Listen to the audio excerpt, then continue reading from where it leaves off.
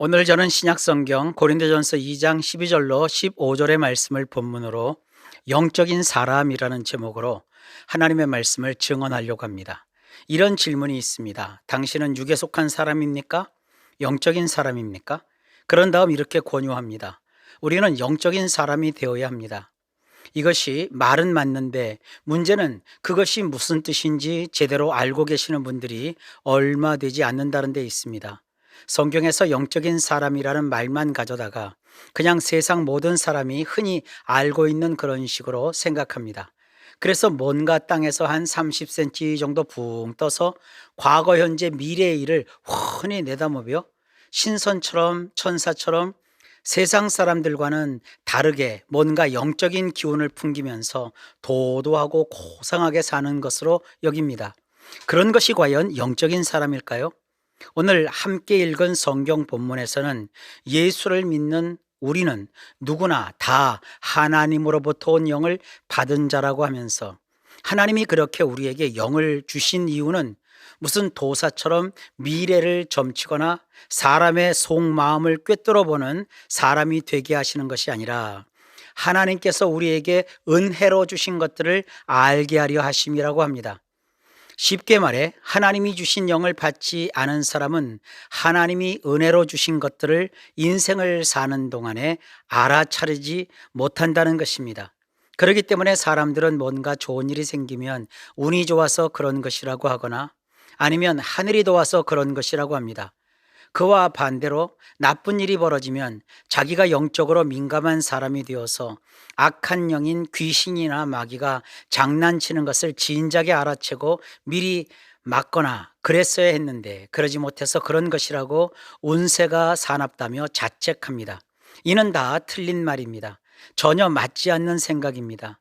좋으신 하나님이 우리에게 하나님 자신의 기분에 따라 하나님 마음대로 어떤 때는 좋은 것을 주고 다른 때는 악한 것을 주는 그런 것이 아닙니다. 사람들의 그런 생각과는 달리 성경은 이렇게 말합니다. 내 사랑하는 형제들아 속지 말라. 온갖 좋은 은사와 온전한 선물이 다 위로부터 빛들의 아버지께로부터 내려오나니 그런 변함도 없으시고 회전하는 그림자도 없으시니라.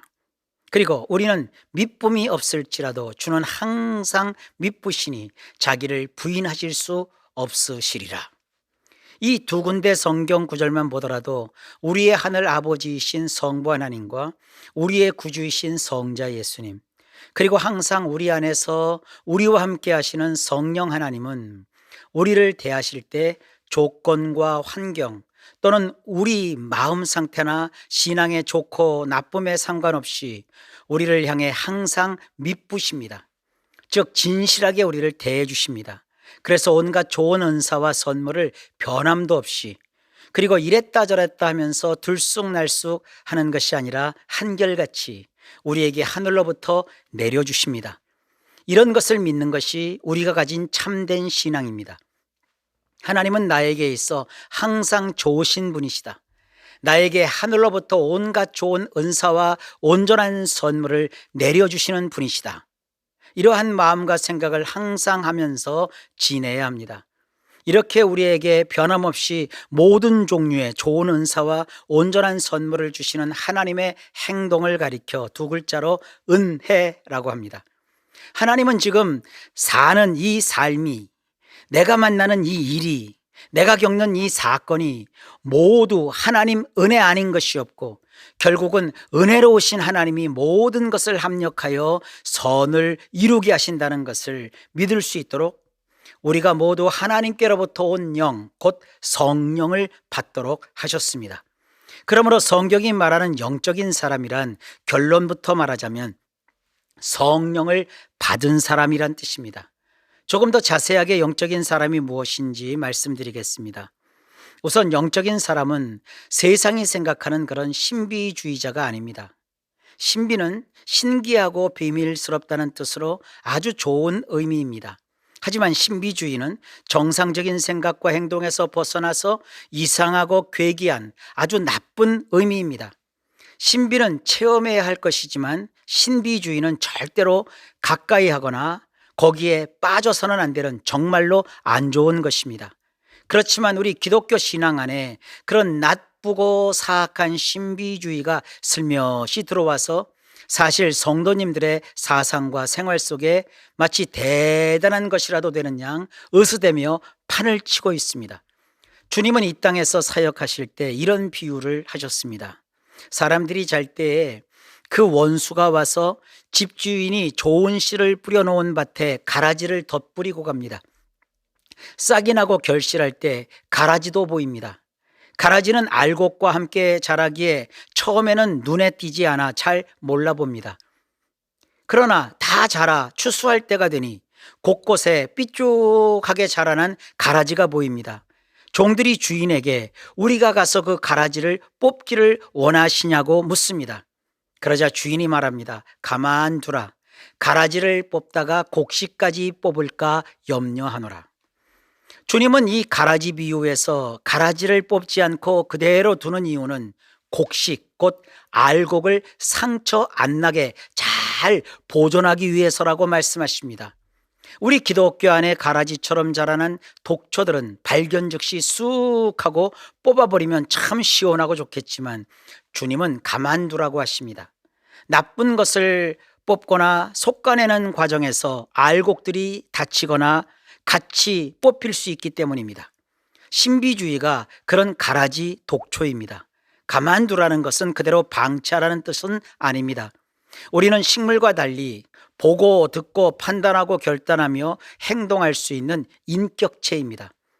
그래서 서로 화목하게 지내며 교회의 모든 사람에게 덕을 끼치기 위해 예수님이 하신 말씀처럼 다른 사람 속에서 자라고 있는 가라지는 뽑지 않고 그대로 두어야 하겠지만 우리 자신 안에는 가라지가 뿌려지거나 자라나지 않도록 죄다 솎아내야 합니다. 특히 영적인 일에 있어서 신비주의는 반드시 뽑아버려야 할 가장 나쁜 사상입니다. 이 신비주의라는 가라지는 바울이 사역하던 초대교회에서부터 나타나기 시작했습니다. 그것을 신학적으로 영지주의라고 부릅니다. 바울은 이 영지주의가 초대교회 성도들의 신앙에 엄청난 악영향을 미칠 것이라고 예고하면서 이렇게 말합니다. 개들을 삼가고 행악하는 자들을 삼가고 몸을 상해하는 일을 삼가라. 여기서 개는 원어로는 쿠나리온이라고 하는 사랑스럽고 귀여운 반려견이 아니라 퀴온이라고 하는 들개를 말합니다. 이 들개는 몰려다니면서 방치된 사체를 뜯어먹거나 더러운 쓰레기 더미를 뒤지며 먹이 활동을 하는 사납고 공격성이 심한 맹수를 뜻합니다. 그런 들개 같은 사악한 영주주의, 곧 신비주의는 악을 행하고 특히 순진한 성도들의 몸에 상해를 가하도록 합니다. 좀 더 자세하게 말하자면 영지주의의 특징은 이원론입니다. 사람을 영적인 부분과 육적인 부분으로 나누어 놓고 영은 선한 것이고 육은 악한 것이라고 딱 잘라 말합니다. 그리고 영을 선하게 유지하려면 그 악한 육을 못 살게 괴롭혀야 한다는 것입니다. 바울 시대에는 이 이원론에 빠진 자들이 교회 안에서 예수님을 마음으로 믿는 것으로는 부족하니 구약에서 이스라엘 사람들이나 하던 할례를 꼭 받아야 한다고 고집을 했습니다. 이방인으로서 예수를 믿는 사람은 받지 않아도 되는 그런 혐오스러운 유대교의 할례를 받아야 하는 이유가 무엇이냐 하면 육체의 일부를 칼로 베어내면 그 영혼이 맑아진다는 것입니다. 바울은 그런 것을 주장하는 신비주의에 빠진 유대 율법주의자들을 가리켜 들깨라고 표현합니다. 그런 들깨들이 오늘날 전 세계 기독교회 안에서 거창하게 영적인 운동을 사칭하며 판을 치고 있습니다. 이는 매우 슬프고 우려스러운 현상입니다. 그런 자들이 소위 신사도 운동이니 이스라엘 회복 운동이니 그러면서 순진한 성도들을 미혹합니다. 그러한 자들 때문에 성경에 터잡아서 정말로 하나님께서 명하신 거룩한 영적 부흥성회, 성령운동, 말씀으로 사람들을 돌아오게 하는 말씀 사경회 등 바르게 사역하는 분들을 심히 곤란하게 하고 있습니다. 신비주의에 빠진 가라지들이 행하는 악한 일과 진정 성령님이 주도하시는 거룩한 영적인 일이 마치 가라지와 알곡이 함께 같은 밭에서 추수할 때까지 자라듯 지금 현실 세계에서 혼재하여 여기저기서 일어나고 있습니다. 그래서 성도님들이 깨어 있어 그 어느 때보다 바른 분별력을 가져야 합니다. 오늘 말씀이 과연 어떤 것이 영적인 사람인지 바르게 알아차리는 기회가 되었으면 좋겠습니다. 영적인 사람은 절대로 신비주의자가 아닙니다. 가라지나 독초 같은 신비주의에 해당하는 일들이 구약 시대에도 있습니다. 하나님은 모세를 통하여 신명기에서 출애굽한 이스라엘 사람들에게 신비주의 신앙을 매우 엄격하게 분별하여 그중 어느 것 하나도 결코 용납하지 말라고 명하십니다. 너는 그 민족들의 가증한 행위를 본받지 말 것이니 그의 아들이나 딸을 불가운데로 지나게 하는 자나 점쟁이나 길흉을 말하는 자나 요술하는 자나 무당이나 진언자나 신접자나 박수나 초혼자를 너희 가운데에 용납하지 말라. 모세의 시대의 근동 지역에는 죽음의 신을 뜻하는 몰록이라는 잡신이 있었습니다. 사람들은 자기 자신의 영달과 행복을 위해 자기 아들이나 딸을 불에 태워 몰록에게 바치는 인간 이하의 그 잔인하고 끔찍한 행위를 서슴지 않고 행했습니다. 이런 신비주의 풍토가 언제 한반도까지 파고들었는지 우리 한국인의 정서에도 남아 있습니다. 전래 동화에 보면 효를 강조하면서 죽을 병에 걸린 부모를 살리기 위해 밖에서 돌아온 생떼 같은 아이를 가마솥에 집어넣고 푹 삶아서 그 물을 떠다 마시게 합니다. 이런 잔인한 이야기를 이야기꾼들이 살짝 바꿔서 나중에 알고 보니 가마솥에 들어간 것은 아이가 아니라 산삼이었다고 합니다. 어쨌든 한국인의 마음에는 부모에게 효도해야 내가 복을 받는다는 생각이 잠재해 있고 부모를 위해서라면 내 자식도 기꺼이 희생시킬 수 있어야 한다고 여기는 정서가 남아 있습니다. 이것이 한국 문화에 어떻게 영향력을 미치고 있느냐 하면 유교 사상이라는 옷을 입고 흔히 이런 말을 아무렇지도 않게 합니다. 내가 자식으로서 어떻게 내 부모에게 그럴 수 있어? 나이도 어린 게 감히 어떻게 어른에게 덤벼? 어쩜 그렇게도 말 한마디를 해도 싸가지가 없게 말해? 적어도 내가 사람 새끼라면 말이야. 이런 말이 얼마나 사람들을 서로 불행하게 만드는지 알아차리는 사람이 그리 많지 않습니다. 쉽게 풀어서 예를 들면 누군가 못마땅한 사람을 향하여 손가락질을 한번 해보십시오. 한 손가락은 상대를 가리키고 또 한 손가락은 하늘을 가리킵니다. 그리고 나머지 세 손가락은 모두 나 자신을 가리킵니다. 이러한 풍토가 구약 모세의 시대에서는 자기 아들이나 딸을 불 가운데로 지나가게 하는 가증한 행동을 했던 것과 통합니다. 아무리 생각해봐도 다를 것이 없습니다. 누구를 위해 이 한 몸을 희생한다는 말을 흔히 많이 합니다. 이는 인생살이를 참으로 고달프게 하는 말입니다. 이 세상에 대가 없는 희생은 없습니다. 부부 사이를 예로 한번 들어보겠습니다. 남편이 아내를 위해 희생하고 아내가 남편을 위해 희생하는 이런 구조는 겉으로 보기에는 참 멋있어 보일 수 있습니다. 그러나 희생에는 대가가 따른다고 제가 말씀드렸습니다. 그래서 살면서 수가 틀리거나 서운한 일이 생기면 이렇게 생각합니다.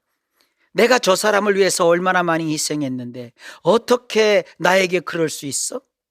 성경을 연구해 보면 인간은 무엇인가 은혜를 입고 사랑을 받도록 창조된 존재이지 마치 구세주가 된 것처럼 누군가를 위해 희생하기 위해 사는 존재가 아닙니다. 부부를 부부되게 하는 것은 하나님이 우리에게 베풀며 모범으로 보여주신 오직 사랑뿐입니다. 내가 남편을 위해서 희생하는 것이 아니라 남편을 사랑하기에 정성을 다하는 것입니다. 배려하고 참아주고 기다려주고 위해서 기도하는 것입니다. 그리고 내가 아내를 위해서 희생하는 것이 아니라 내가 아내를 사랑하기에 그에게 집중하는 것입니다. 그래서 아껴주고 위해주고 함께 있고 소중히 여기고 사소한 것도 다 아내에게 이야기해 주어 아내가 나에 대하여 모르는 것이 없도록 배려하는 것입니다. 이렇게 서로 사랑하면 때로 아쉽고 서운한 일이 생겨도 문제될 것이 없습니다. 솔직하게 고백하고 사정을 다 얘기하고 정직하게 대답하고 미안하다고, 잘못했다고, 내가 참 부족했다고 내가 먼저 나 자신을 비우며 남편에게, 아내에게 다가갑니다. 우리 그리스도인은 없는 복을 어디에다가 대고 비는 것이 아니라 하나님께서 이미 예수님을 믿는 그 순간 나에게 주신 그 모든 복을 살면서 나의 것으로 삼는 자들입니다. 그 다음 모세의 시대에 흥했던 신비주의자는 점쟁이였습니다. 이런 자를 갓사함이라고 하는데 귀신에게 물어서 사람의 운세를 말하는 자들을 가리킵니다. 한국에서는 딸랑이를 흔들거나 부채, 쌀, 콩, 깃발 등을 사용하여 귀신에게 물어서 운세를 점치는 자들이 지금 도초에 널려 있습니다.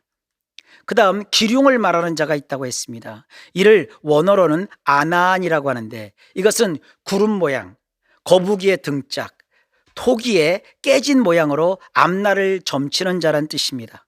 요즘으로 하면 사주팔자로 토종비결을 보거나 화토장을 떼보거나 타로 그림으로 운수를 알아보는 것을 가리킵니다. 모세 시대 신비주의자 중에 요술하는 자도 있다고 했습니다. 이것은 나하시라고 하는데 한국식으로 하면 신내림을 받았다면서 소위 신령님을 모셨다, 동자를 모셨다 그러면서 굿도 하고 작두도 타고 입신 상태에서 죽은 자에게 말하면서 그가 나에게 들어왔다 그러면서 내가 하는 말이 아니라 내 속에 온 그 죽은 자가 하는 말이다 하고 그 말을 전달하는 그런 행위를 가리킵니다. 이렇게 말씀을 놓고 보면 21세기 최첨단 과학의 시대라고 하면서 좀 나아지거나 옛날에 비해서 색다른 것이 전혀 없습니다. 우리가 사는 사회 그 이면에는 3500년 전 모세 시대에 유행하던 운명놀이, 귀신놀이가 아직도 성행합니다. 이사 하나도 제대로 못해서 손 없는 날이라고 밑도 끝도 없고 검증도 되지 않은 방식을 철석같이 믿으면서 좋은 게 좋다며 이삿날을 잡고 결혼 날짜도 귀신에게 물어서 하고 이름 하나 내 아이의 인생을 좌지우지하는 그 이름 하나라고 생각하면서 그 이름을 질 때 비싼 돈을 들여 장명소에 가서 이름을 줘옵니다. 인간은 참 연약하고 가냘픕니다. 별별 것이 다 있습니다. 교회를 다니면서도 세상 풍조를 그대로 받아서 삼재가 꼈다느니 아홉수라느니 그런 것을 내가 너와 함께 한다, 내가 너를 버리지도 않고 떠나지도 않겠다는 이러한 하나님의 말씀보다 더욱더 신뢰하고 믿습니다. 일이 잠깐 틀어지는 기미만 보여도 오늘 재수가 옴붙었다, 그것이 대체 무슨 뜻인지도 모른 채 그냥 내뱉으며 말합니다. 혹은 신수가 훤하다는 말도 합니다. 여기서 신수는요, 용모와 풍채란 뜻이 아닙니다. 어원을 찾아보면 신수는 인간이 지닌 운수를 뜻하는 관상을 볼 때 쓰는 용어입니다. 관상은 사람의 그 겉 얼굴을 본다는 뜻이 아닙니다. 그 사람에게 배어있는 이미지, 그 속에 들어있는 모습을 본다는 뜻입니다. 이런 것은 살피지 않고 관상을 고쳐야 팔자가 달라진다고 미간을 넓히거나 좁히고 주름을 펴거나 혹은 만들어 놓습니다. 다 헛된 돈 낭비이고 시간 낭비입니다. 관상을 처음 보기 시작한 그 미개했던 고대인들보다 어떻게 보면 현대인들이 더 미개하고 더 모릅니다. 그러니 우리 사랑하는 성도님들은 이런 세상에서 나도 모르고 너도 모르고 우리 다 모르는 그런 재수니 삼재니 아홉수니 운수니 신수니 그런 것 따지지 말고 무조건 하나님의 은혜로 사시기 바랍니다. 그 다음 무당이 있다고 했습니다. 무당이라고 번역한 이 단어는요, 카샤프인데 이것은 우리가 생각하는 그런 종류의 무당이 아닙니다. 모세의 시대의 카샤프라는 자들은요, 사수를 써서 작대기가 변하여 뱀이 되게 하거나 나일강의 물을 시뻘겋게 핏빛으로 바꾸기도 했고 파충류인 개구리떼를 불러내어 땅에 가득하게도 하는 이런 기묘한 일도 행했습니다. 한때 전 세계 기독교에서 기도했더니 사금파리를 씌운 이빨이 금이빨이 되었다며 이것이 바로 성령이 하신 기적이라며 큰 소동을 벌였던 적이 있습니다. 현대 기독교인들이 영적으로 그리고 신앙적으로 가장 약한 부분이 바로 이러한 지점입니다. 사금팔이 이빨이 금리빨로 변하는 것이 성령의 역사라고 환호하는 것이나, 구약의 모세의 시대에 바로의 궁에서 지팡이가 뱀이 되고 맹물이 핏물로 바뀌게 되고 개구리 떼를 불러내던 카샤프 그 무당들과 무엇이 다르겠습니까? 주님은 하나님이시라 얼마든지 돌덩어리로 사람이 먹을 수 있는 빵을 만들 수 있습니다.